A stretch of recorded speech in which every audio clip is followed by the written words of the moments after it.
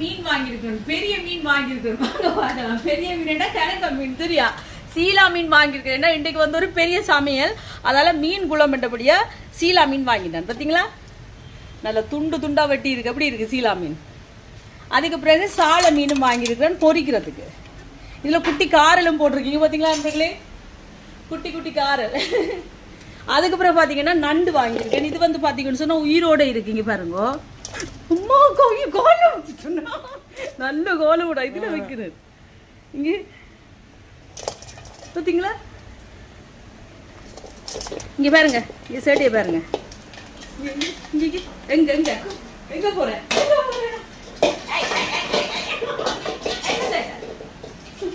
போகுது. பாத்தீங்களா புலப்படியே இது புலப்படி செஞ்சு கொண்டிருக்கிறேன். இதுக்கு நல்ல ஒரு அடி ஒன்று கொடுத்துட்டு செமையா கறி வச்சு செமையா ரசிச்சு ருசிச்சு சாப்பிட போறோம். இது எங்க மகனுக்கு பிடிக்கும், முதல்ல வாங்கிட்டாச்சு.